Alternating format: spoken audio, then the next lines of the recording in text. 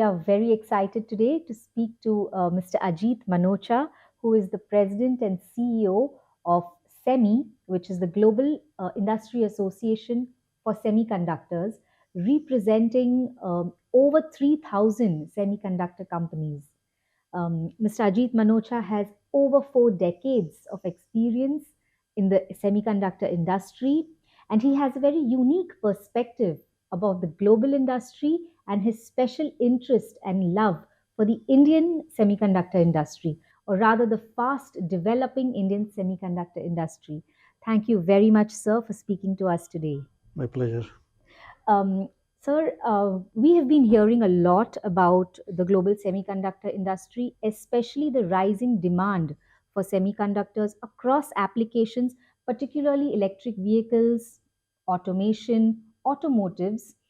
And we would like to know from you the changing dynamic in this industry, particularly after the pandemic period. We have heard of some shortages in the industry, but that has been resolved. And particularly, we want to know about SEMI's initiatives to build resilience in this industry. No, that's a very good question. First of all, semi industry was not really that well understood or appreciated by the world. Pandemic actually raised the awareness and importance of this industry drastically because during pandemic, the whole world came to grinding halt. The telehealth, homeschooling, working from home, all that, and the demand for the devices went through the roof because in order to really make that happen, uh, they had to make a lot more PCs, lot more computing devices, and the system worked. But the most important fact, which many people didn't understand, that anytime you have pandemic or any virus, it takes years to develop a vaccine. But thanks to semiconductors, because of the supercomputing powers, we were able to do the genome sequencing and develop the vaccine in less than 9 months. It's a new record. And that's really was a major appreciation of semiconductors. And today, we are all, you know, going around without worrying about virus. COVID is never gone. Virus is still there. It's mutating into different modes. But thanks to the vaccine, thanks to semiconductors, but also the other realization was you name the industry that depends on semiconductor. It is central to virtually every industry with no exceptions. A lot of people, when I say agriculture, textile, and say, why agriculture? Again, now people are starting to understand every industry depends on semiconductor. So it's the foundational industry. So that's why it has become very important for people to realize that going forward, the way the industry, the world is changing, more digitalization, more transformation of the way we work, the way we live, a lot of data, and this data is demanding a lot more uh, focus on data centers, and for that you need advanced semiconductors. But you mentioned a couple of examples of EVs, but besides EV is the quantum computing, is the 6G to 7G, it's autonomous machines, not just autonomous vehicles, it's autonomous machines, cryptocurrencies, all this gonna require major demand, it puts major demand on semiconductors. And on top of that, I'm sure you heard the word AI. So AI is not just Ajit from India. So AI is actually the real artificial intelligence based, uh, artificial intelligence powered chips, which is becoming the next big deal, which is demanding a lot more focus on hardware.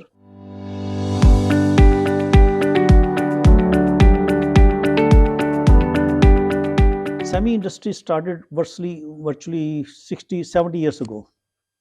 And last year we ended up with a total IC revenue, integrated circuits revenue, roughly $500 billion or $520 billion. But because of this demand that I talked about, in next 7 to 8 years, it's going to double to $1 trillion. So it's going to double, and that's where I see the opportunities for many countries to get into this business. And why I support many countries and especially India, because what happened during last 3 years, we had we talked about chip shortage. People think chip shortage is over. I think we are wrong. The fact is, we have the massive economic downturn in many countries. I would say around the world, where India's economy is definitely more resilient for now. So India is not affected, but the world economy is definitely impacted because of the economic downturn. So the demand is temporarily down. I don't think the chip shortage is gone because we haven't fixed anything. And I'll come back to that when you asked me about SEMI's initiative. So, so going back to this demand growth, why I support India and love for India, I think India is a huge market. 1.4 billion people means market. India has very good ecosystem from education point of view, and also, so I talk about market and ecosystem for education. India produces so many top graduates from IITs and universities. It's very impressive, maximum number of graduates. But overall, there's a massive shortage of people around the world. So India could be a provider of talent, and SEMI can be the provider of the training for the talent to get them industry ready. Last 3 4 years, when we had this massive shortages, and besides the pandemic, we had many calamities because of the climate issues. We had fires at places where you'd least expected. Frequency of calamities like tornadoes and hurricanes has increased. The mother nature has become more unpredictable, predictably unpredictable now, because when you least expect rains, and you have floods and droughts at the wrong times. Like we have season like monsoon for India is always there, but things have been changing, they're not happening at the same time. So that also create a lot of disruption in supply chain. And the third factor for supply chain disruption is the geopolitical issues. The geopolitical issues, the war in Ukraine, now the war in Middle East, and the US China trade tensions. So all these issues have really created a fragmentation of supply chain. So my view is this, that if you look at today, the big powerhouses of semiconductors are US, Europe, Japan, China, Taiwan, and South Korea. I don't think I missed anything. And so we have only limited hubs. And my view is, if any of the regions get into some mess because of calamities or climate issues or geopolitical issues, it will create yet once again, another disruption. Why I'm saying this? When we make a chip, it starts with a substrate which comes from Japan. A lot of materials come from Japan. Design is mostly US. The front end manufacturing we call wafer fabs, mostly in Taiwan and South Korea. Then assembly and test, mostly assembly is in Southeast Asia. Then the chips come back to US for distribution and testing and distribution. So they generally travel 3 times around the world when the chip is ready. So typically it travels 30 some thousand miles. So I often joke about it. If there's a frequent flyer program for chips, each chip will be a platinum status or whatever status. And so, given that complexity of this industry, and having been in this industry for over 4 decades, as you mentioned, my view is that if there are more hubs around the world, that's better for the industry, better for the growth, better for humanity, because we can't afford these kind of shutdowns, because that shuts down the humanity. That's what happened during the chip shortages.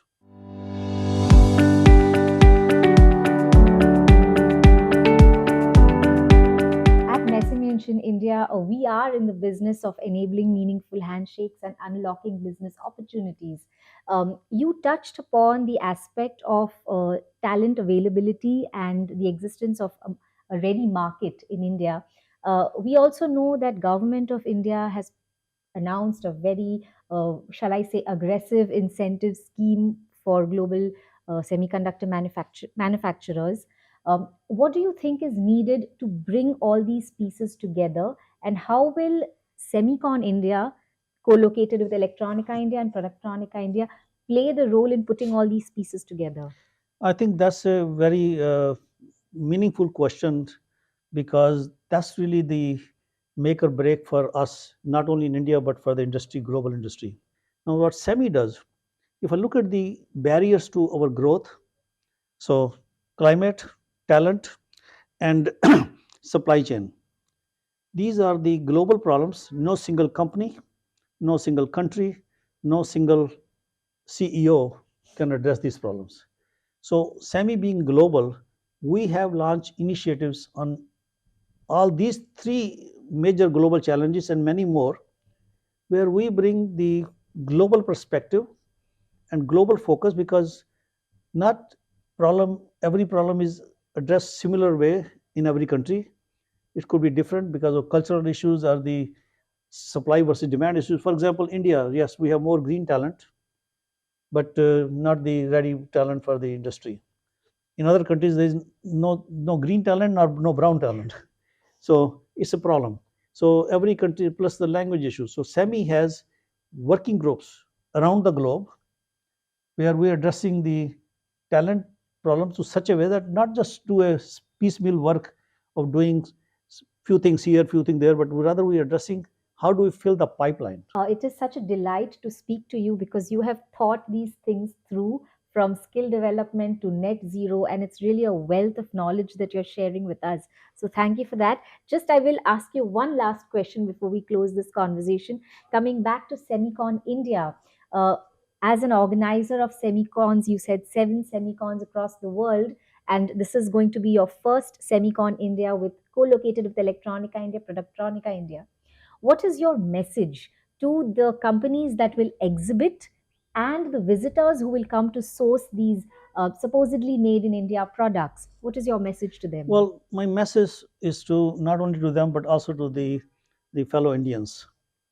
First of all, the opportunities are there. We need to develop this new hub, not just India but other hubs also. That's extremely important for this path to 1 trillion path to 1 trillion for this industry. So India needs the support on ecosystem, but India has many other ingredients of success which will make India a real powerhouse in the coming decade or decades, I should say. I think Prime Minister Modi's vision is remarkable. He's been talking about 2047, India will be the third uh, biggest economy in the world. And I think India is on the path to that.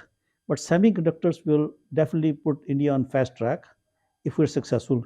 So this semicon should not be just the success of SEMI having as an organizer for the semicon. It should be for the success of this country and this industry around the globe.